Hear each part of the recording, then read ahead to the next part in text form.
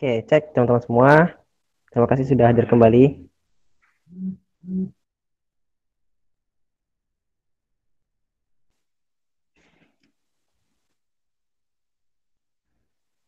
Oke, Mas Adit. Mana nih Mas Adit? Halo Mas Adit.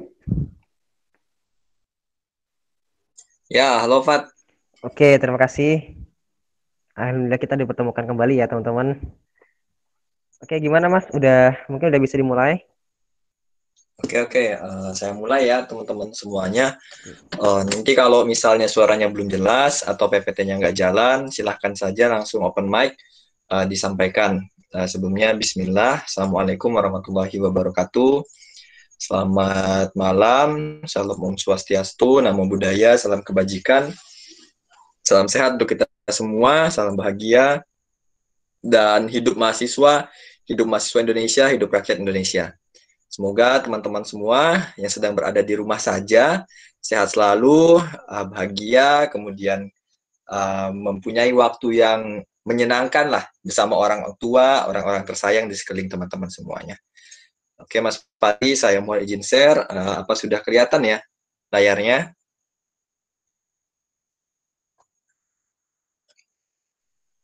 Udah Mas.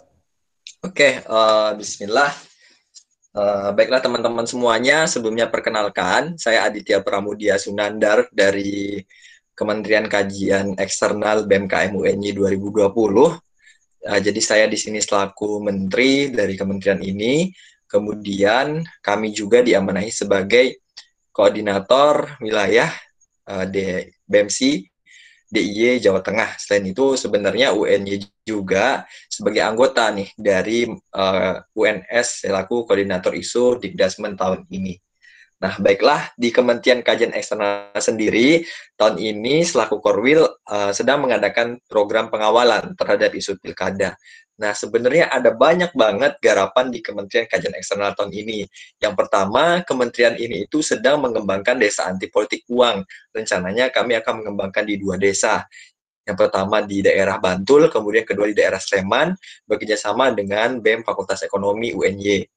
Kemudian pula selain dari desa anti politik uang, kementerian ini di isu pilkada juga sedang menggarap isu berkaitan dengan problematika di setiap daerah yang menyelenggarakan pilkada, seperti Sleman, kemudian Bantul, juga uh, Gunung Kidul. Nah, jadi 3 daerah ini kita sedang mencoba menganalisis ataupun melakukan riset kecil berkaitan problematika di daerah tersebut yang nanti akan digerakkan oleh teman-teman kemudian kementerian selaku tim riset wilayah. Selanjutnya, kementerian ini juga sedang berusaha untuk melakukan dialog terbuka bersama para pasangan calon di ketiga daerah. Itu pun kita sudah mulai membangun relasi mulai dari audiensi dengan KPU dan juga Bawaslu Provinsi DIY. Baiklah teman-teman semuanya, saya akan memulai. Hari ini saya dapat tema bagaimana pergerakan mahasiswa ya secara intelektual dari sebuah isu menjadi tulisan. Di sini saya akan menyampaikan singkat saja sebenarnya ataupun secara general, secara umum, karena nanti teman-teman akan belajar lebih rincinya besok dari Mas Alif dan juga lusa dari Mbak Dia. Mas Alif adalah menteri menteri analisis strategisnya BEM UNS lah, dan juga selaku koordinator isu Dikdasmen BEMSI tahun ini. Nah, Mas Alif juga aktif di kepenelitian di bidang sosiologi. Terakhir saya tahu Mas Alif habis ngisi ya di konferensi di Timur Tengah, di Abu Dhabi kalau saya nggak salah. Kemudian juga Mbak Diah ini adalah Kepala Dirjen Kajian dan Publikasi dari Kementerian Kajian Eksternal. Beliau selain aktif di kementerian juga aktif di divisi penelitian dan pengembangan himpunan mahasiswa IPS ya, pendidikan IPS, dan juga tahun ini alhamdulillah Mbak Diah ini membanggakan BMKM ya karena berhasil menjadi satu-satunya perwakilan yang lolos ke Pekan Ilmiah Mahasiswa Nasional tahun ini. Nah, insya Allah teman-teman akan dibarengi oleh 2 orang yang menurut saya sangat-sangat berkompeten di bidangnya. Nah, baiklah, saya mulai saja. Seperti yang kita ketahui bahwa pergerakan mahasiswa ini kan semakin masif, apalagi berkaitan dengan Undang-Undang Cipta Kerja. Nah, bahkan sampai sekarang pun gerakan-gerakan di daerah itu masih belum mati. Bahkan BEMSI sendiri akan melaksanakan aksi di pusat minggu depan. Jadi minggu depan akan ada aksi di pusat, kemudian itu aksi yang benar-benar ibaratnya kita menuntut UU Cipta Kerja, mulai dari kegentingan nasional, pembakaran Undang-Undang Nomor 11 tahun 2020 ini berkaitan dengan Cipta Kerja. Nah, sebenarnya Cipta Kerja ini kan terdiri dari 1.187 halaman. Pasti banyak orang mempertanyakan apakah mereka yang melakukan demonstrasi ini membaca Undang-Undang Cipta Kerja itu. Disinilah pentingnya Kementerian Astrat ataupun Anstrat ataupun Sospol ataupun Karispol untuk melakukan pengkajian terhadap isu tersebut. Nah, jadi ya ketika kementerian ini melakukan pengkajian, outputnya adalah pernyataan sikap dari suatu lembaga, dalam hal ini Badan Eksekutif Mahasiswa. Sebentar teman-teman, saya juga berlaku sebagai host, jadi saya akan double ya. Kemudian selanjutnya adalah di pergerakan intelektual ini, kajian adalah sesuatu hal yang ibaratnya sangat mutlak ya. Jadi jangan sampai teman-teman bergerak tanpa pengkajian sedikit pun.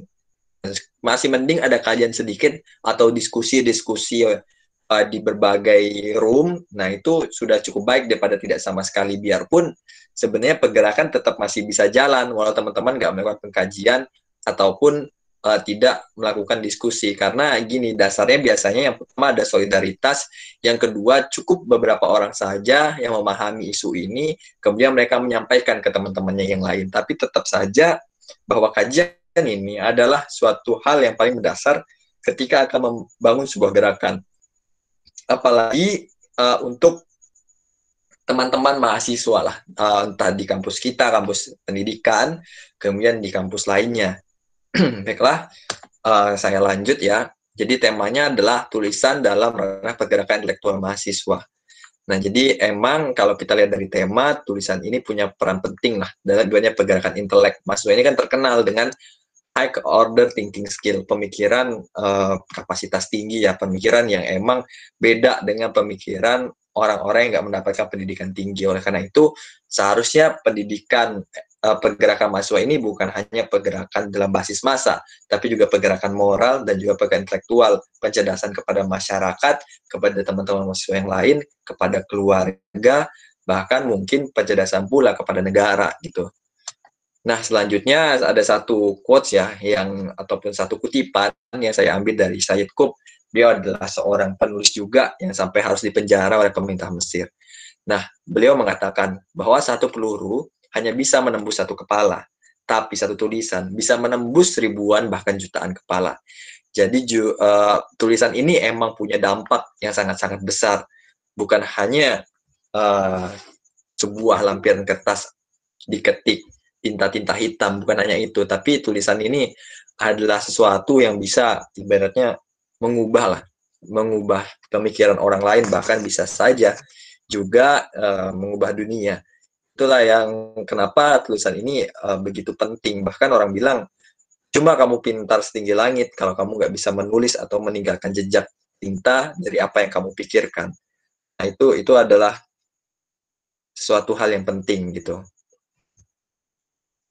Oke, saya coba agak sedikit membelankan ya. Jadi gini, kenapa sih kita harus bergerak, terutama dalam hal ini pergerakan intelektual mahasiswa ya?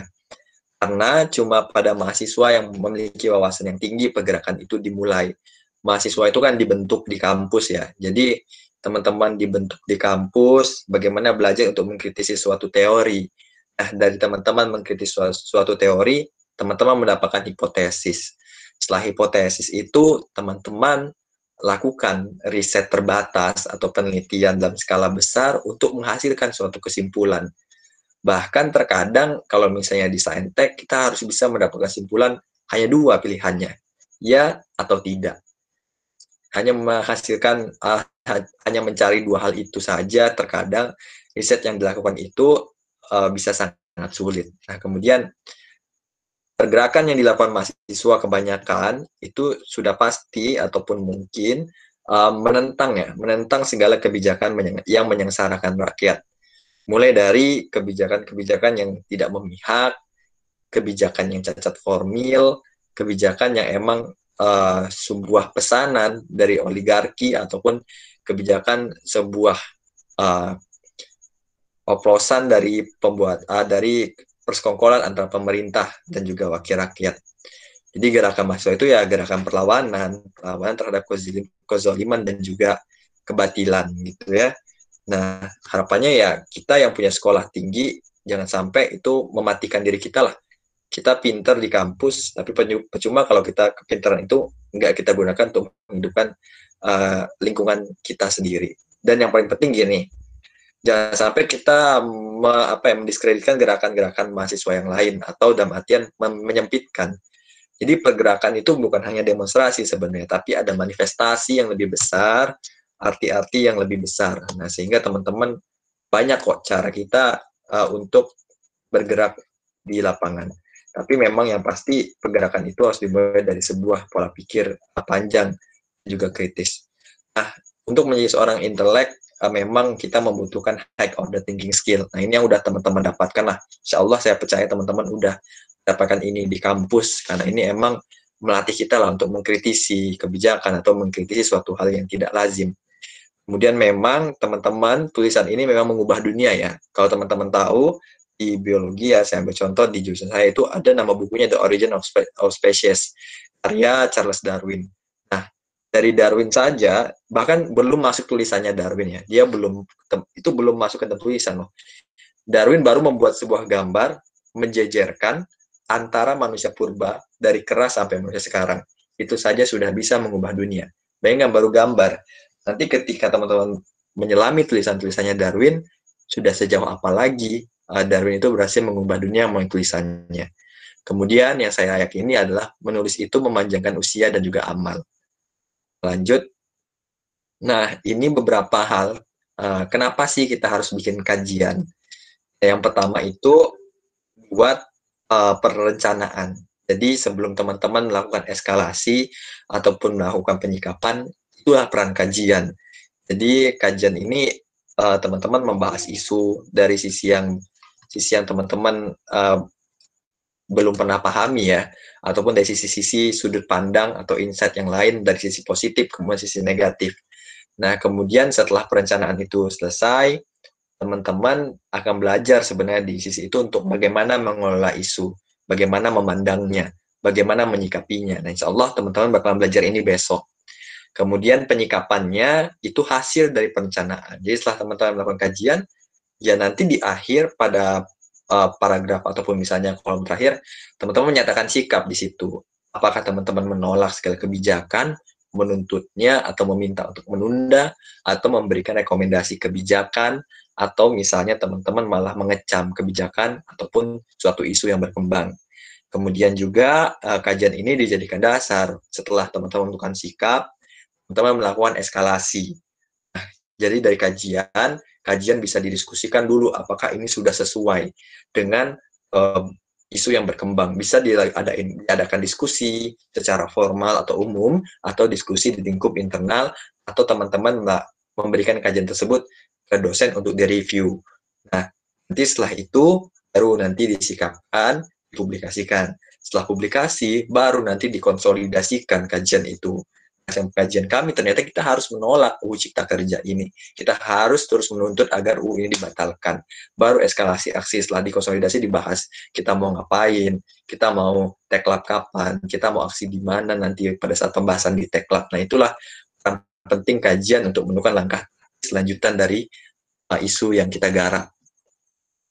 Nah, jadi dalam membuat kajian juga kita perlu yang namanya pedoman. Sama kayak kita nulis skripsi ya. Skripsi juga butuh pedoman. Teman-teman ikut PKM, teman-teman juga butuh pedoman. Ikut penelitian di kampus juga butuh pedoman.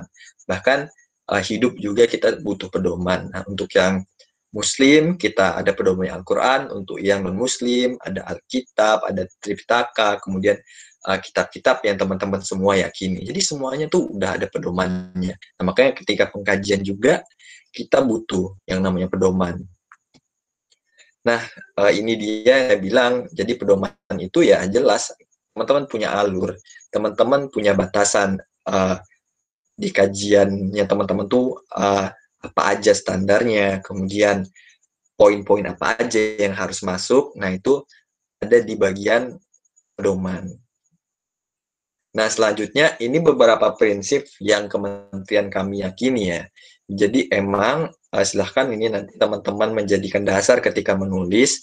Yang pertama harus objektif. Jadi tulisan dibuatnya didasarkan pada kenyataan yang ada. Jangan sampai kita sebagai orang yang menjunjung tinggi ilmu pengetahuan malah berpendapat tanpa dasar. Nah, jadi emang entah itu ada teori, entah itu ada hasil mini risetnya teman-teman, atau misalnya itu ada apa namanya hasil bacaan teman-teman, silahkan disampaikan, tapi yang objektif. Dan objektif pun nanti ada standarnya. Misalnya kalau teman-teman ambil dari artikel atau jurnal, berapa tahun rentangnya, mengambil dari website seperti apa yang kredibel gitu. Nah, ini yang kedua, kredibel, yang seperti saya bilang bahwa apakah informasi yang teman-teman dapat itu benar-benar dipercaya. Nah, saya kasih studi kasus, misalnya ada website namanya seaworld.co. Logonya itu logo kura-kura. Kemudian ada website namanya BBC atau misalnya CNN. Nah, jadi maaf ya untuk merek, tapi akan lebih mudah kalau misalnya kita langsung terjun ke case yang bersangkutan. Nah, Seaworld ini dia lebih banyak mengandung opini-opini masyarakat. Nah, CNN ini juga sebenarnya sama, tapi coba kita lihat dari kedua website ini, mana sih yang lebih ibaratnya netral atau lebih objektif memandang suatu perkembangan isu. Nah, si Word ini, kalau teman-teman lihat, ini emang basisnya pendukung-pendukung terdahulu, kemudian dia membuat website ini. Nah, kenapa saya tahu? Karena saya pernah masuk ke sana. Jadi emang saya coba menulisnya, oh ternyata si Word itu tulisannya kebanyakan seperti ini. Sehingga itu kurang kredibel. Tapi di CNN ada bagian teman-teman bisa memilih mana yang emang ini sumber sebagai informasi, kemudian mana yang emang dia memihak gitu. Kemudian aktual. Nah, jadi isu ini harus aktual, harus benar-benar bukan hanya asumsi teman-teman aja. Jangan sampai teman-teman membuat suatu isu, tapi emang isu ini tuh terjadi di masyarakat gitu. Jadi emang studi case-nya itu jalan gitu. Jangan sampai kita hanya membuat isu, karena apa? Isu tuh sebenarnya fluktuatif. Misal nih, kemarin teman-teman isu komodo lagi naik banget, tapi sekarang coba lihat, apa isu komodo masih naik, masih hype? Ternyata enggak. Sebenarnya isu komodo ini kan udah lama, kemudian baru hype kemarin. Nanti kemudian kemungkinan bakalan hype lagi. Sama kayak pilkada. Pilkada kemarin di pertengahan hype, kemudian September hype, kemudian Oktober ketika Cipta Kerja naik, pilkada turun. Nah, kemudian ini mau pilkada mulai naik lagi. Nah, yang pasti kemudian prinsip terakhir adalah intelek. Kita menjunjung ilmu pengetahuan dan kaidah-kaidah dalam kepenulisan. Nah, ini layout ya teman-teman. Boleh di screenshot, boleh dicatat. Ini adalah salah satu layout yang dibuat oleh Kementerian Kajian Eksternal.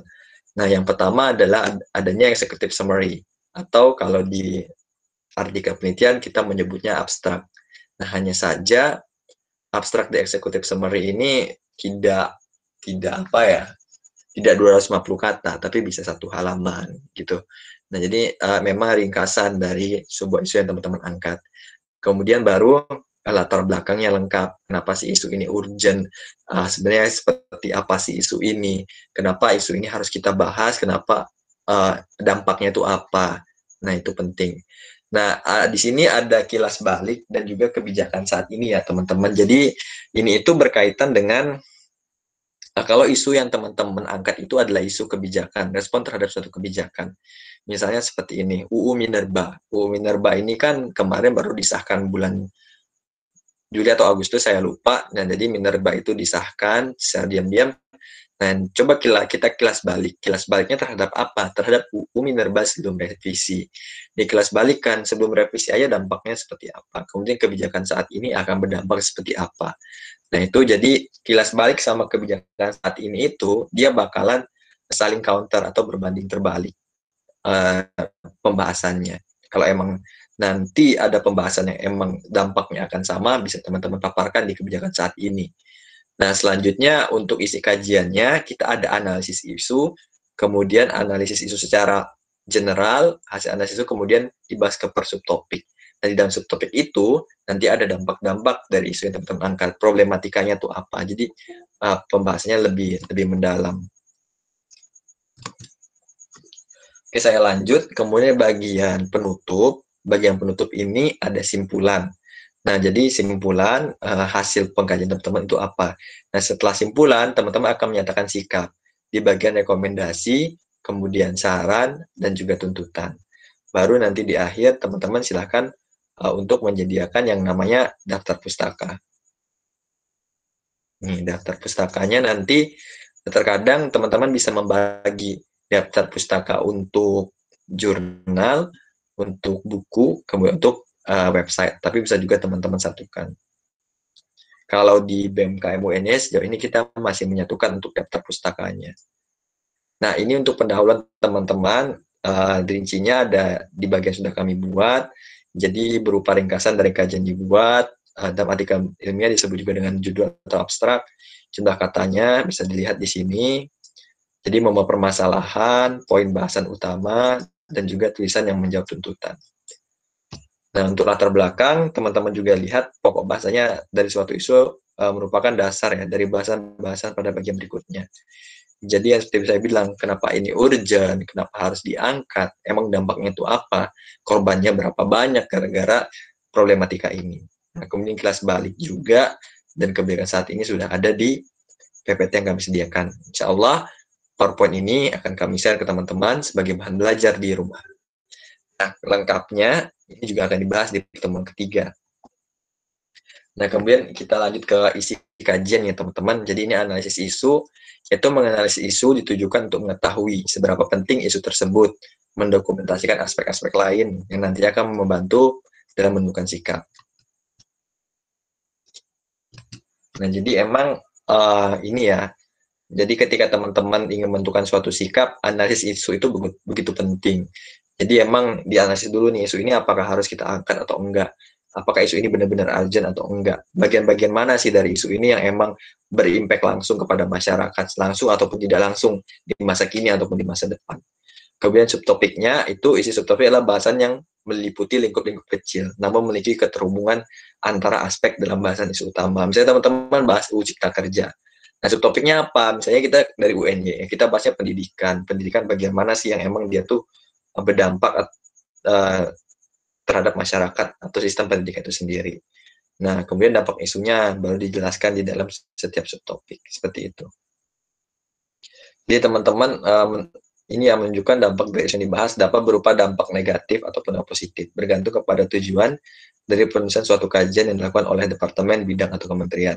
Kenapa saya bilang bergantung kepada tujuan? Kalau teman-teman udah menganggap isu ini negatif, teman-teman dalam kajiannya bisa langsung ke dampak negatif aja, nggak harus dampak positif gitu. Tapi kalau emang teman-teman mau dua-duanya juga sebenarnya nggak salah gitu. Misalnya isunya teman-teman ini untuk mengangkat problematika. Misalnya salah satu contoh problematika adalah ini adanya tambang pasir di daerah Tui Sleman. Nah, salah satu permasalahannya negatifnya adalah ini mengganggu sumber mata air bagi masyarakat Turi. Tapi positifnya apa? Nah, tapi teman-teman nanti bisa memilih. Kalau teman-teman emang hanya ingin menyorot problematikanya, cukup disampaikan dampak negatifnya. Misalnya salah satu tujuan dari tim riset ini kan kita mau audiensi kepada para pasangan calon untuk menantang mereka, apakah mereka berani menyelesaikan permasalahan-permasalahan yang udah kita kaji, gitu kan. Nah, kalau mereka berani, ya ini dampak negatif dari permasalahan tambang pasir di daerah Turi Sleman. Nah, selanjutnya penutup, dimulai dari simpulan. Silakan bahasan akhir di suatu kajian dapat meliputi gagalnya suatu kebijakan, ujinya suatu isu, dan kurangnya perhatian terhadap suatu isu. Sorry ya teman-teman, saya harus pindah-pindah karena juga host. Kemudian rekomendasi. Teman-teman boleh dalam pernyataan sikap itu, teman-teman silahkan memilih. Memberikan rekomendasi kebijakan, mau memberikan saran kah, atau mau memberikan tuntutan. Kebanyakan dari semua kajian yang ada di beberapa BEM, itu pada bagian akhirnya biasanya tuntutan. Nah, tapi kemarin BMKM UNY kita nggak memberikan tuntutan kepada KPU Bawaslu, kita memberikan rekomendasi kebijakan. Jadi emang sesuai dengan apa sih yang ingin kita capai gitu. Apakah masih relevan kalau kita menuntut? Nah, itu juga harus dilihat. Misalnya teman-teman menuntut pilkada untuk ditunda, padahal pilkada ini udah berjalan, udah ada kemungkinan ditunda, tapi kan itu harus melihat proyeksi COVID. Nah, kemungkinan lebih afdol kalau misalnya kita mengambil bagian merekomendasikan ketika misalnya COVID meningkat, kami merekomendasikan kebijakan untuk menunda pilkada. Baru nanti daftar pustaka. Nah, ada hal-hal di daftar pustaka yang harus dihindari, penggunaan blogspot, Wikipedia, dan akun yang bersifat pendapat pribadi. Ini harus teman-teman hindari. Secara website kredibel, Kompas, Narasi, Kumparan, Tempo, dan platform media massa terpercaya yang lainnya. Kalau saya nggak salah, Tempo ini salah satu media massa yang emang nggak berafiliasi dengan pemerintah. Nah, bahkan ini pun kalau saya kalau ke teman-teman di BEM, coba untuk menghindari Kompas. Kalau misalnya nggak ada, baru pilihan terakhir. Nah, kalau misalnya Narasi, Kumparan juga biasanya di pilihan terakhir. Baru Narasi, Tempo, dan platform media lainnya bisa dimanfaatkan. Atau hanya mengambil informasi aja gitu. Jadi emang harus dibaca dulu beritanya. Nah, terus sumber yang wajib digunakan ya jelas buku dan juga artikel ilmiah. Nah, kemudian setelah buat kajian ngapain nih Mas? Nah, ada outputnya juga nih. Jadi output kajiannya yang pertama adalah kita bedah kajian bersama entah dalam suatu wadah diskusi atau forum, kemudian publikasi penelitian terkini. Jadi emang hasil kajian kita itu kalau emang rajin ya itu bisa dipublikasikan di penelitian-penelitian atau di jurnal-jurnal. Kemudian bisa dijadikan infografis atau artikel website untuk dipublikasikan. Bisa juga dijadikan video, film, dan atau podcast. Nah, kalau teman-teman lihat banyak dari media massa atau media mainstream itu sekarang melakukan analisis ringan, tapi itu luarannya adalah video dan film. Contohnya adalah narasi. Nah, mereka kan luarannya sekarang melakukan analisis, dalam artian juga analisis ini kan pengkajian terhadap suatu isu, tapi luaran mereka adalah video dan juga film. Nah, kemudian kita juga bisa melakukan output kajian itu aksi dan propaganda. Jadi ada banyak banget sebenarnya output dari kajian, tergantung dari keterbutuhan tim, kemampuan sumber daya manusianya juga seperti apa, dan juga emang tujuan dari kajian itu seperti apa. Nah, kalau memang teman-teman nih tujuannya mau audiensi ke DPRD, kalau misalnya hanya video film kan impact-nya nggak terlalu. Jadi kalau bisa ada juga kajiannya bentuk buku atau kertas kebijakan gitu. Nah, untuk mengeskalasikan kajian ya saya juga ajarkan sedikit, bukan aja ya, berdiskusikan sedikit ke teman-teman. Kajian ini kan hanya akan menjadi tulisan tidak berguna jika tidak dieskalasikan ke publik. Yang pertama, teman-teman ketika membuat kajian di AL tuh ditujukan kepada siapa sih kajiannya. Nah, biasa kalau kami tuh ini kita tujukan buat Bawaslu. Berarti emang kajiannya harus dikonsepkan atau ditujukan penyataan sikapnya ke Bawaslu. Kemudian seperti yang saya sediakan di awal, mulai membangun konsep aksi terkait tajuk kajian yang sudah kita susun. Dan yang paling penting adalah media power atau power dari media tuh benar-benar luar biasa ya. Dari kajian teman-teman silahkan dinaikkan, itulah yang akan media manfaatkan untuk memanaskan grassroots akar rumput. Baru alternatifnya bisa dieskalasikan melalui diskusi, seminar, conference, dan lain-lain. Nah, untuk mengakses kajian BMKM UNY, teman-teman bisa cek di website BMKM UNY, rilis kajian, di situ ada semua artikel kajian yang udah kita susun. Oh, nanti teman-teman silakan tunggu di akhir tahun, kementerian kami sedang membuat sebuah buku berkaitan dengan kumpulan kajian dan juga tulisan telah dihimpun oleh Kementerian Kajian Eksternal. Bisa teman-teman akses, juga teman-teman baca. Nah, itu dari saya. Kemudian nanti setelah ini mungkin bakalan ada diskusi bareng teman-teman tim riset. Nah, sebelum masuk ke bahasan dengan teman-teman tim riset, mungkin dari bagian ini, jikalau ada yang ditanyakan, saya persilahkan. Saya kembalikan ke Mas Fadli.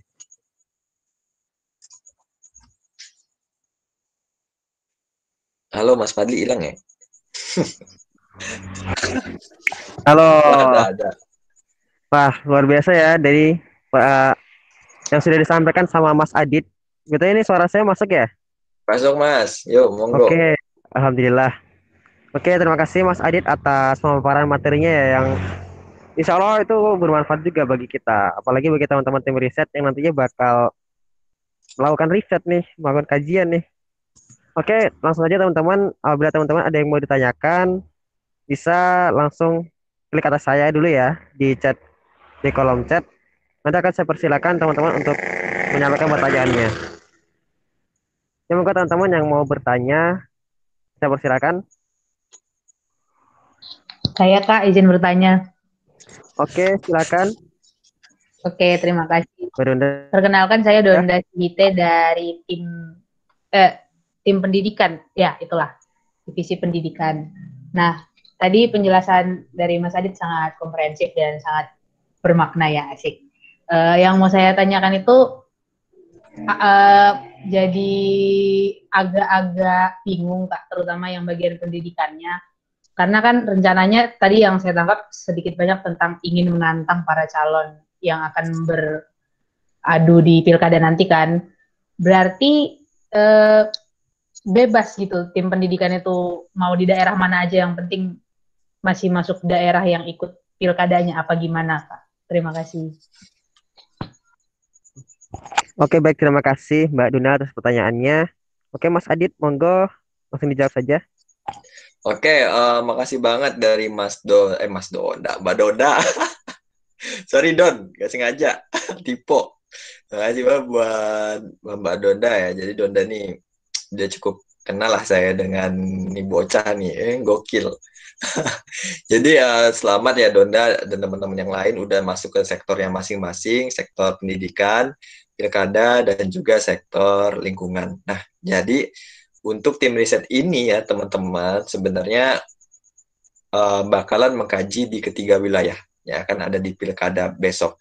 Jadi misalnya sektor pendidikan, teman-teman akan mengkaji di Bantul, Gunung Kidul, dan juga Sleman. Nah, makanya saya sekarang juga memberikan arahan ya. Jangan sampai teman-teman banyak banget dari pendidikan, Sleman pengen kaji 5 isu, Bantul pengen kaji 5 isu, Gunung Kidul pengen kaji 5 isu. Jangan sampai itu memberatkan teman-teman lah. Kalau kalau mau ya maksimal 2 atau satu pun nggak apa-apa, tapi satu itu emang kena gitu. Emang itulah pokok permasalahannya gitu. Tapi memang nanti dari BMKM UN-nya kita akan ada beberapa isu yang harapannya bisa juga diangkat dan dipertimbangkan oleh teman-teman di tim risetnya masing-masing di setiap sektor. Misalnya saya ambil contoh ya pendidikan, karena Mbak Dona dari pendidikan, di Sleman ini lagi marak ibaratnya pungutan masuk sekolah yang cukup mahal. Nah ini kan bisa dilakukan riset apa benar ini. Nah kalau emang nanti ada sih selain itu, apakah itu fasilitas, nah itu juga bisa diangkat terkait isu pendidikan. Atau misalnya ada kebijakan, Mbak Dona kan juga dari KP ya, kebijakan pendidikan, Mbak Dona tahu, oh ternyata di Sleman itu ada kebijakan yang cacat formil lah, ibaratnya itu boleh nanti diangkat. Nah, misalnya lagi di Gunung Kidul, saya ambil contoh ya, dua aja sih. Nah, di Gunung Kidul nih, lagi rame-ramenya pembangunan sumber daya manusia kan. Nah, apakah pendidikan mereka udah siap? Apalagi salah satu rektor kan menyatakan nanti Gunung Kidul nih bakalan banyak kampus yang bangun di daerah tersebut. Nah, ini kan bisa jadi salah satu sumber isu kajian pendidikan dari teman-teman tim sektor pendidikan. Itu Mbak Donda, kalau emang masih ada yang bingung, nanti sebenarnya selain dari setelah pergerakan intelektual ini, kita lanjut ke pembahasan manajemen tim riset. Itu. Terima kasih Mas Fadli dan Mbak Donda. Terima kasih Mas Adit.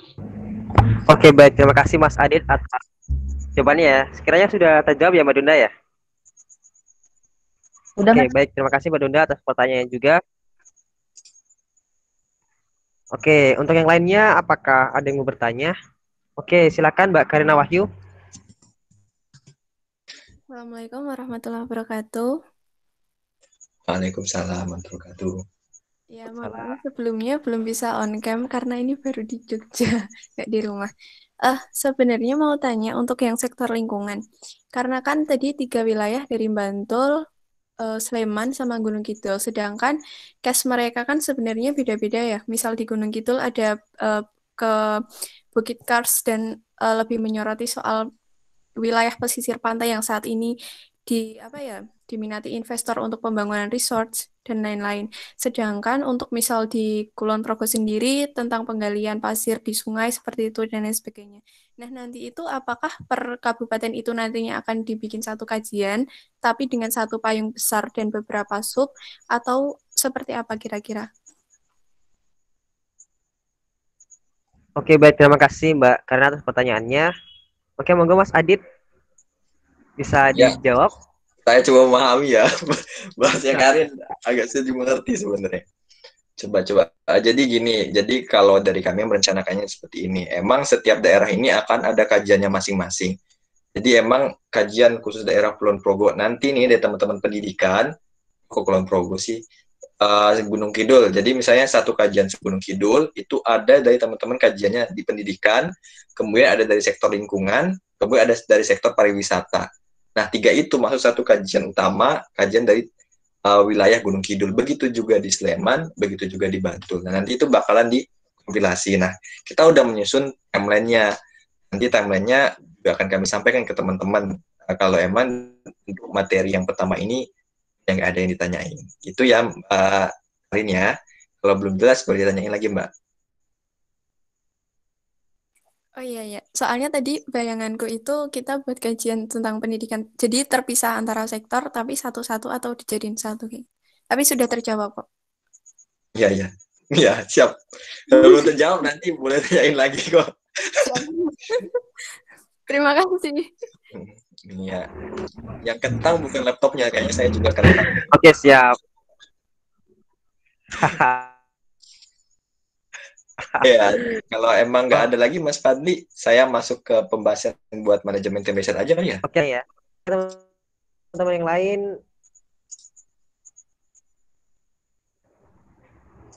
Atau Mas Ali, oke, hanya gimana Mas Mas Adit? Ali bicara besok.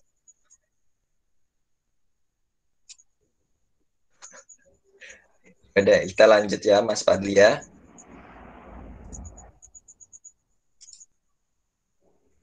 Oke, baik. Ya teman-teman, apakah mungkin ada yang mau ditanyakan terkait dengan tim riset ataupun terkait dengan materi yang disampaikan sama Mas Adit tadi? Kalau tim riset ini mau saya sampaikan nih Mas Fadli. Oke, silakan Mas. Saya izin menyampaikan lagi ya teman-teman. Mungkin ini silahkan untuk teman-teman tim riset buat diperhatikan, kemudian dipahami kita akan seperti apa. Baik, kita mulai. Kelihatan nggak ya? Udah kelihatan? Oke, siap. Jadi ini adalah manajemen tim riset teman-teman.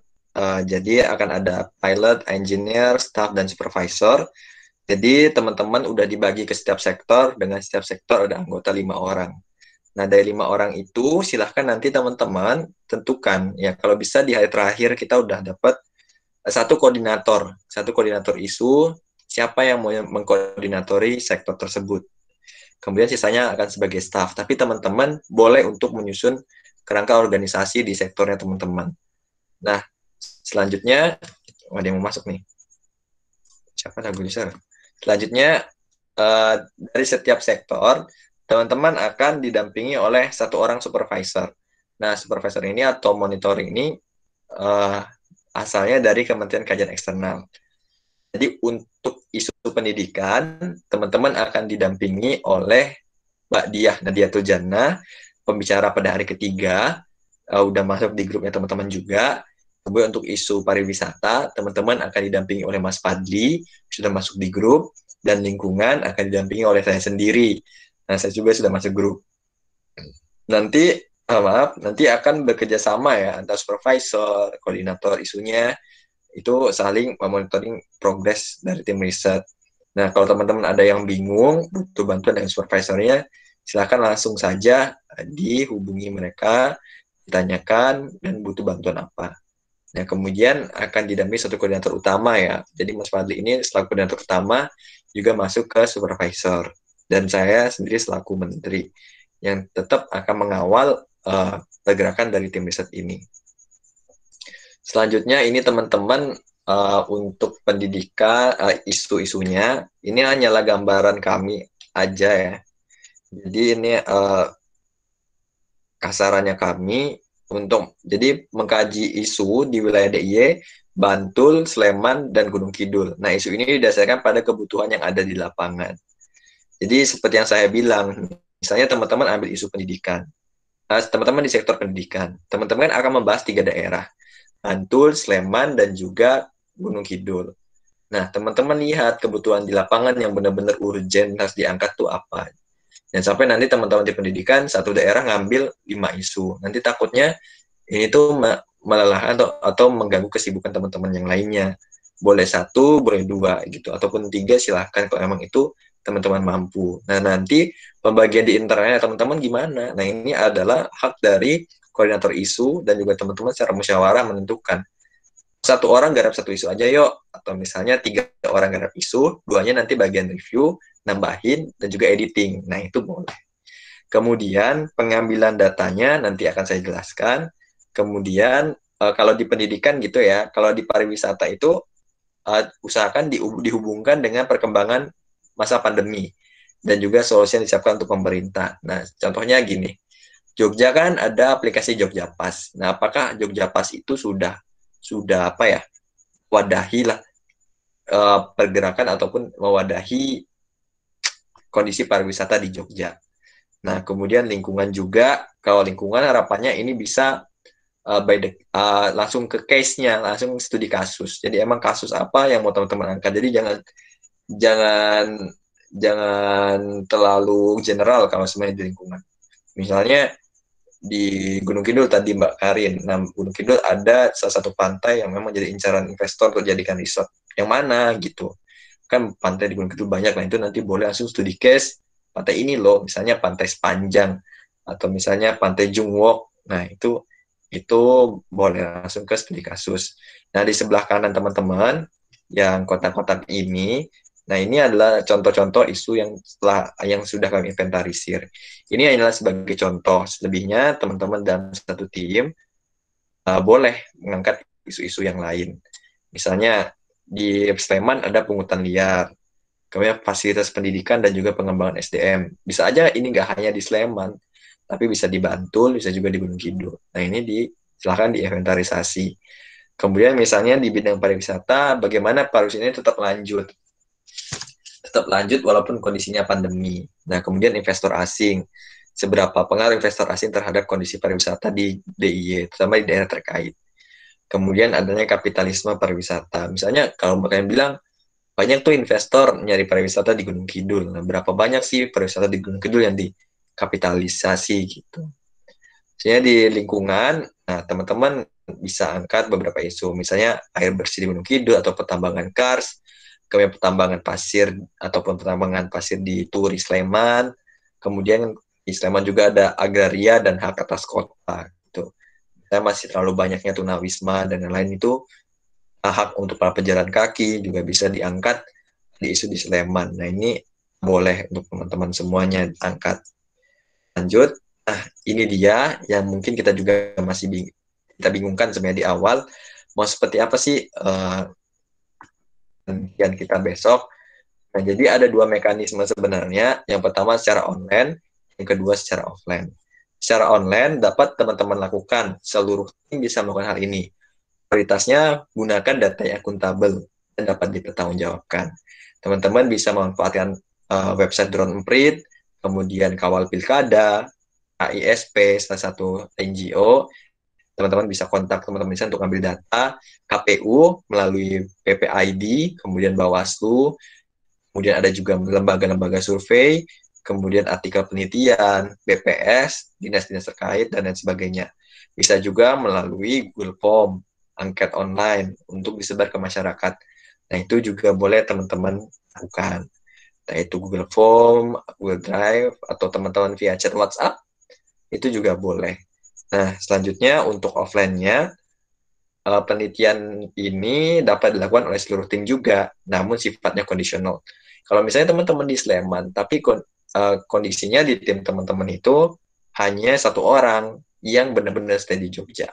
Teman-teman boleh nggak melakukan penelitian offline ini. Jadi emang online semua itu boleh, tapi emang datanya harus akuntabel dan juga dapat dipertanggungjawabkan. Tapi kalau teman-teman mau offline juga boleh, tapi harus lihat dari kondisi personal tim dan juga keperluannya apa. Biasanya kan data offline ini sebagai data pendukung dari penelitian teman-teman. Nah, kalau memang besok ada sektor yang kekurangan orang, bisa dihubungi supervisornya, biar nanti dari kementerian kami akan menemani untuk mengambil data offline. Contoh metode penelitian offline-nya itu bisa teman-teman melalui wawancara, angket offline, video dokumentasi di lapangan, rekaman, dan lain sebagainya. Itu bisa teman-teman manfaatkan. Nah, alur gerak, jadi kita udah melakukan open recruitment ya teman-teman semua di nomor 1 ini. Teman-teman bisa lihat. Jadi kita udah oprek di akhir Oktober akhir. Kemudian kita sudah masuk ke masa workshop riset strategis di November awal. Nanti di minggu kedua, Senin besok, teman-teman kita udah mulai untuk sampling data secara online ataupun offline. Kemudian di minggu ketiga, kita udah mulai analisis data online dan offline. Pada mekanisme analisis ini teman-teman masih boleh sampling, jadi bisa 2 minggu sampling online dan offline, tapi udah jalan juga analisis. Kenapa seperti itu? Karena targetnya di minggu keempat kita udah melakukan dialog terbuka ataupun audiensi ke beberapa calon. Nah, timeline-nya juga udah kita tentuin. Nanti saya akan membacakan. Nanti teman-teman silahkan dicatat ya, karena saya nggak melampirkan di PPT ini. Jadi nanti saya bacakan saja. Selanjutnya untuk Desember awalnya itu baru publikasi kajian wilayah. Setelah audiensi baru kita publikasikan secara umum. Nah, selanjutnya teman-teman kita lanjut ya. Nah, ini adalah timeline yang rincinya. Jadi untuk pengumuman tim riset udah kita laksanain tanggal 3 November kemarin. Kemudian tanggal 5 sampai 7 teman-teman akan melangsungkan workshop riset strategis ya, terakhir di hari Sabtu malam Minggu. Mohon maaf banget mengambil waktu jalan-jalan teman-teman bersama pacar ya. Jadi saya mohon maaf ya. Selanjutnya untuk risetnya udah dimulai dari tanggal 8 sampai 14 November 2020. Silahkan mau online atau offline, kami memberikan hak untuk menentukan dari tim riset. Kalau emang mau sekali offline untuk ambil data pendukung, kami siap menemani. Silahkan kabarkan ke supervisor. Nah, analis dan pengkajiannya itu udah mulai dari 15 sampai 21 November. Kemudian review dan pemantapan kajian itu tanggal 22 sampai 28 November hingga publikasi di tanggal 29 sampai tanggal 5 November. Nah, jadi untuk audiensi dan publikasi ini saya bacakan saja ya. Rencananya tanggal 30 November, Senin 30 November, kita ada dialog terbuka bersama para paslon di Pilkada Bantul. Nah, kita juga sedang mencoba mengumpulkan kontak-kontak dari setiap paslon agar nanti audiensi ini bisa berlangsung. Selanjutnya, dialog terbuka juga di Pilkada Sleman, hari Rabu tanggal 2 Desember. Selanjutnya, dialog terbuka Pilkada Gunung Kidul ya, di akhir. Kita merencanakan dialognya ini melalui online, jadi via Zoom meeting. Nah, di akhir, dialog terbuka Pilkada Gunung Kidul tanggal 4 Desember. Nah, kami melakukan ibaratnya kesimpulan bahwa ternyata kajian itu dimulai dari mulai workshop ini sampai review dan pemantapan kajian. Nah, itu sekitar waktunya kurang dari 1 bulan ini. Nah, jadi kita punya waktu kurang dari 1 bulan. Kalau teman-teman punya kesibukan, silahkan kita saling menyampaikan. Nanti supervisor akan membantu teman-teman semaksimal yang kita bisa. Nah, untuk target dari catatan kritis atau kertas kebijakan kita, yang paling utama adalah calon kepala daerah. Kemudian, untuk DPRD ini opsional. Kenapa kok DPRD opsional? Padahal sebenarnya DPRD ini punya kans yang lebih besar. Nah, ini bergantung nanti pada kualitas dan kekuatan kajian. Apakah isu yang teman-teman angkat atau kita angkat ini benar-benar urgent untuk diangkat ke DPRD? Harapannya nanti isu yang kita kaji ini benar-benar urgent lah dan punya kualitas yang kuat agar kita bisa langsungkan audiensi bersama DPRD di setiap daerah. Selanjutnya, ini Q&A, teman-teman bisa baca di Instagram BEM sudah tersedia. Selanjutnya, ada sebuah kata dari Dimas Oki Nugroho, seorang presiden mahasiswa BEM FISIP Unair tahun 98-99, mahasiswa dan anak muda secara historis pasti akan bergerak untuk mengoreksi. Republik ini harus berterima kasih kepada anak-anak muda yang peduli dan mencintai negeri ini. Sekian dari saya tutup keseluruhan materi. Wassalamualaikum warahmatullahi wabarakatuh. Selamat malam. Waalaikumsalam warahmatullahi wabarakatuh. Baik, terima kasih Mas Adit atas pemaparan materinya dan juga penjelasannya tadi ya, serta sesi tanya jawab yang tadi. Oke, teman-teman semua, kira-kira kita mau tanya jawab lagi apa enggak nih? Sudah berarti ya? Monggo kalau ada yang mau ditanyain, boleh. Oke, teman-teman, kalau misalnya masih ada yang mau ditanyakan, monggo. Kalau emang ada sesuatu yang, oh Mas kayaknya ini perlu kita diskusiin lagi, perlu kita bahas, boleh banget. Oke, mungkin tadi ada yang bertanyakan nih Mas. Ya, tanggalnya yang tadi. Mungkin tanggal di timeline ya. Oh iya, Jadi, udah saya share PPT-nya di grup, teman-teman bisa akses. Udah ada belum ya? Saya udah share tadi. Mungkin boleh dicek. Nah, PPT-nya udah saya share di tim riset wilayah. PPT sudah masuk. Akses tanggalnya disesuaikan juga dengan waktu teman-teman. Jadi sebenarnya waktu analisis pengkajian itu atau samping datanya itu ada 2 minggu, mulai minggu depan sampai minggu depannya. Tapi yang di minggu depannya ini dia itu barengan sama teman-teman waktu analisis. Jadi sampling itu 1 minggu, kemudian minggu depannya itu udah analisis. Tapi teman-teman masih boleh sampling. Tapi dari minggu pertama ini kita udah bisa menyusun kajian latar belakang atau apa. Nah nanti mungkin setiap tim di setiap sektor akan didampingi supervisor untuk mau meeting kapan, kemudian kajiannya mau diarah kemana, nanti supervisor akan ngarahin ataupun ngebantu teman-teman. Silahkan kalau ada masih bingung, boleh ditanyakan di sini, atau nanti ditanyakan di supervisornya teman-teman di setiap bidang yang sudah kami sampaikan. Nah, seperti itu ya teman-teman. Gimana kira-kira, masih ada yang dibingungin nggak? Atau mungkin ada yang mau ditanyain lagi terkait dengan sistemnya di tim riset? Oke, mungkin sudah nggak ada ya, sudah pada tahu semua ya, insya Allah ya. Oke, nanti kalau misalnya masih ada yang dibingungin lagi, bisa kita chat di grup juga. Oke? Nah, oke teman-teman, kita sudah berada di penghujung acara ya.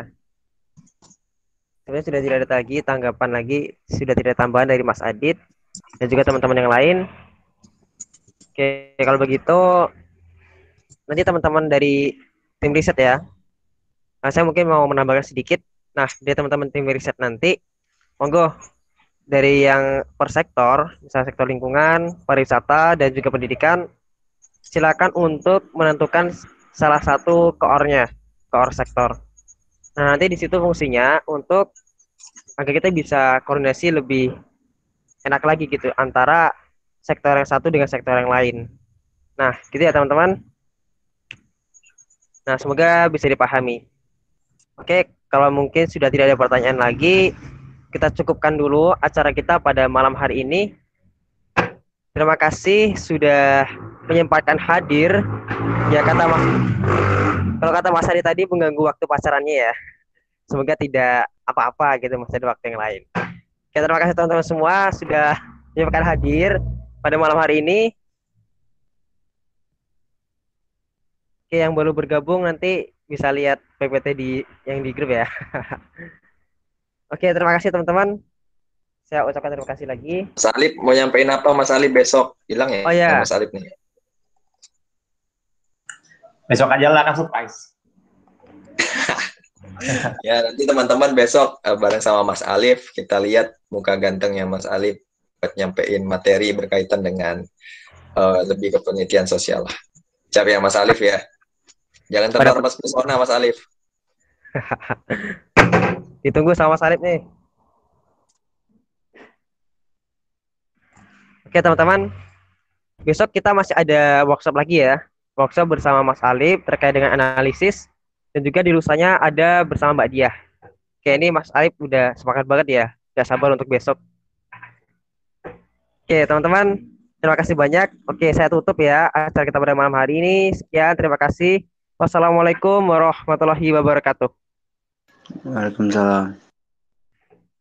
Terima kasih teman-teman semua. Terima Tunggu kasih. pertemuan besok ya. Terima kasih, Yang tentunya semangat.